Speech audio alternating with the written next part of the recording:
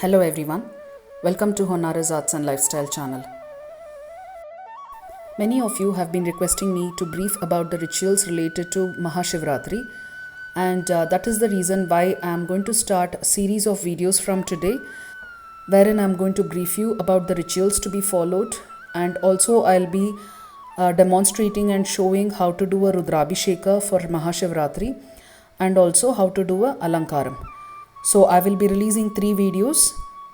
Today's video will be for briefing about the rituals, and in the next video I will be showing you on how to do the Rudrabhishekam, and in the third video I will be showing you about one of the varieties of Alankaram that can be done for a Shivling right at your home. So please don't miss to watch all of these videos in case if you are celebrating Mahashivratri.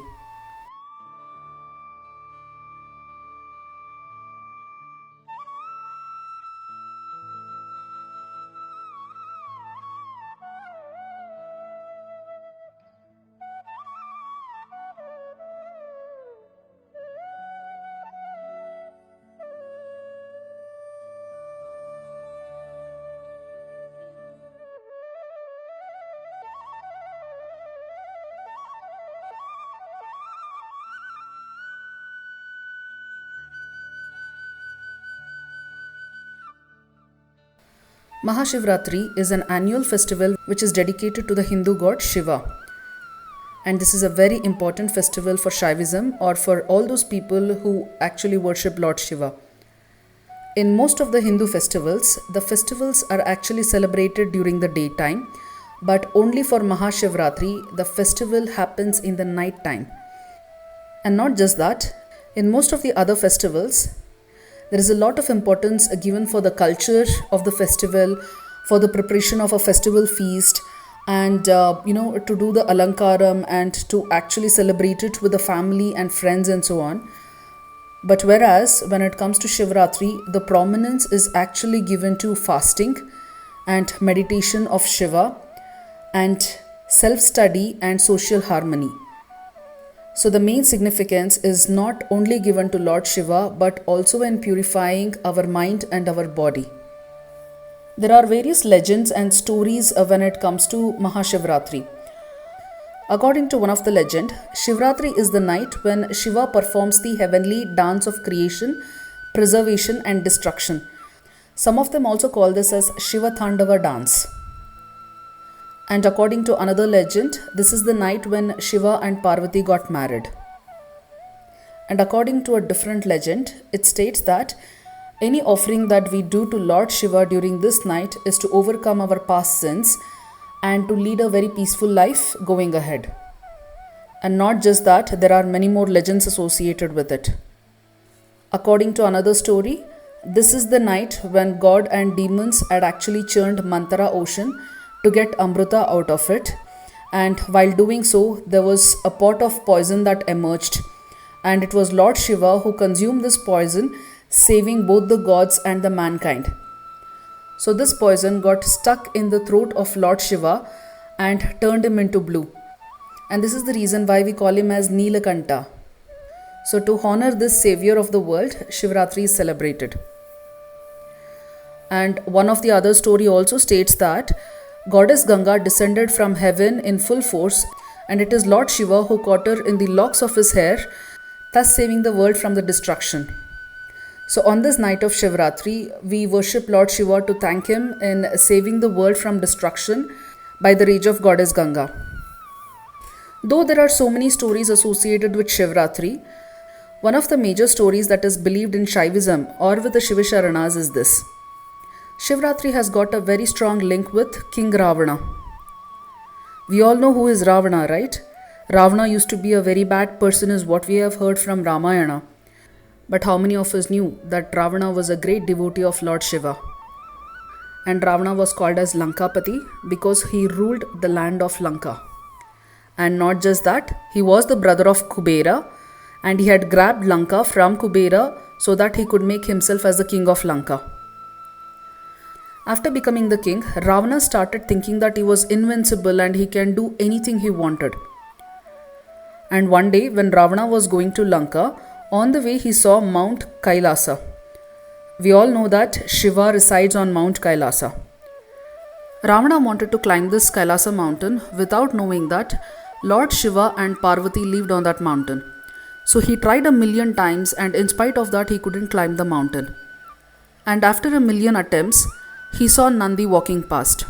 And he stops Nandi and asks him as to why is that he is not able to climb this Kailasa mountain. That is when the Nandi says that this is where Lord Shiva and Parvati reside on this mountain and no stranger can climb it. This is when Ravana gets really insulted and very angry, and he tries to lift the mountain to destroy it. So the mountain started moving badly, and this shook Parvati, and Parvati got very nervous and complained to Lord Shiva. So Lord Shiva got really angry at Ravana and he wanted to teach him a lesson. So Lord Shiva placed his big toe upon Kailasa, which caused it to come crushing down over Ravana. And Ravana's hand was pressed under this mountain, due to which he started crying with pain and started apologizing. Doesn't matter how much Ravana cried, Lord Shiva was so angry that he did not pay attention to Ravana's cry at all. And that is when Ravana came up with the Shiva Thandava Stotram, which is a hymn to please Lord Shiva. So when Ravana started singing Shiva Thandava Stotram, that is when Lord Shiva loved it so much and he just couldn't help himself from dancing. So the moment he started dancing, he lifted his toe from the mountain, and that is when Ravana could move his hand from under the mountain. So Shivratri is the festival where we observe fast and we do a lot of meditation and we do special puja to Lord Shiva throughout the night, and we observe Jagarane, that is, we don't sleep throughout the night to ensure that Lord Shiva calms down and he blesses all of us. So this is the main story that is associated with Mahashivratri according to Shaivism. Now, having understood the main story of Shivratri and why this is celebrated, let us now understand the rituals to be followed during Shivratri. The first and the foremost thing is that we need to be observing fast throughout the day and throughout the night. So there are two varieties of fast that can be followed here. The first one is called as Nitta Upavasa, wherein we are not allowed to drink water or even to consume anything throughout the day and throughout the night.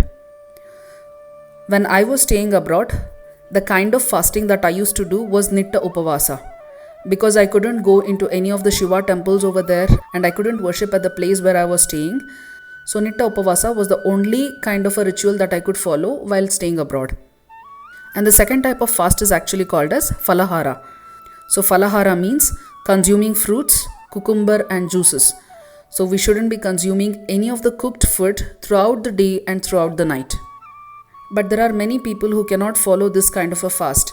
Like for example, there will be people who have got medical conditions such as diabetes, BP, and there will be children in the house, and there will be other kind of complications because of which people will not be able to follow this kind of a fast throughout the day and throughout the night. So in such a situation, what people usually do, especially in my house, is that we do the fasting properly from morning until evening, and somewhere at about 6 o'clock or 7 o'clock we perform Shiva Puja. So I will be telling you shortly on how to do the Shiva Puja. So after the Shiva Puja completes, that is when we will be having the cooked food. So the kind of cooked food that we usually consume during Shivratri will be either upma or poha, that is avalakki uppittu, or otherwise sabudana khichdi. So we are not supposed to consume anything made out of rice. That is something which we need to take care. So along with the fasting, another ritual that is usually followed during Navratri is Jagarane. That means we should not be sleeping throughout the night, and we should be chanting and meditating about Lord Shiva throughout the night. So it is not going to be possible for all of us to attend the kind of programs where they perform these kind of meditations or they keep chanting about Lord Shiva. So for that reason, what the TV channels usually do is they will be telecasting lots of movies related to Lord Shiva. So the way in which my father used to follow Jagarane throughout the night was by watching movies related to Lord Shiva. So now comes the main part of the Shiva Puja. So the Shiva Puja usually starts after 6 o'clock in the evening, and it can be performed at any time until sunrise in the next morning. So this whole period is going to be called as Shivratri, and this is the most auspicious time to do any kind of Shiva Puja. Like there are things which are favorite for each type of a god. Like for example, for Lord Vishnu, he loves Alankaram. So that is the reason why if you walk into any of the Lord Vishnu temple like Tirupati or any other place, So Lord Vishnu is going to be decorated with jewels and flowers and all sorts of things in such a beautiful way that even two eyes are not sufficient to look at his beauty. So in the same way, just like how Lord Vishnu loves Alankaram, in that way Lord Shiva loves Abhishekam. So the kind of Abhishekam that is usually performed during Mahashivratri is called as Rudrabhishekam. And as I had promised, I am going to make a very detailed video about Rudrabhishekam, and I am going to show you on how to perform it in such a way that you all can understand and do it right at your home, and you don't have to go into any temple to do this. So in my house, we take bath twice a day during Shivratri. That is, morning also we take bath, and just before we start the Shiva Puja in the evening, we take bath again. So the main puja of the house and the puja room and the Shiv Puja, everything starts in the evening during Shivratri. So after having bath, the first and the foremost thing we do is lighting diya and doing our normal puja in the puja room. And after that, we are going to start with the Shiva Puja. So when we are going to start with the Shiva Puja, the entire family is going to sit around and we will be performing the Rudrabhisheka together. So after the Rudrabhishekam, the next ritual that comes is Ashtottara. So I will be leaving a few links at the description box of the video. So these links will be related to Ashtottara. So there are various types of Ashtottara that can be performed for Lord Shiva. So before doing Ashtottara or Archane, we usually call it as Bilvarchane or Pushparchane. So what you need to be ready with is 108 flowers or 108 Bilva Patra. So we are going to be doing Ashtottara or Archane to Lord Shiva using 108 numbers of either flowers or Bilva Patra. So it can be any type of flowers. There is no restriction on the type of flower that can be used for Lord Shiva. So during Ashtottara, what you can do is you can play this Ashtottara song on your mobile. And every time there is a Ashtottara mantra that is being said on your mobile, you can start offering one Bilva Patra to Lord Shiva by chanting Om Namah Shivaya. So you will have to do this until the Ashtottara is completed. And after the Ashtottara is completed, that is when you will have to do the Alankaram for Lord Shiva. So there are various types of Alankaram that can be done. And there are already 3 videos in my YouTube channel for doing various types of Alankaram for Shivling. This is the Alankaram which is done for Shivling using Rudraksha. And this is the easiest way in which you can do the Alankaram. And this hardly takes 5 minutes of your time. And the second Alankaram is by using fruits.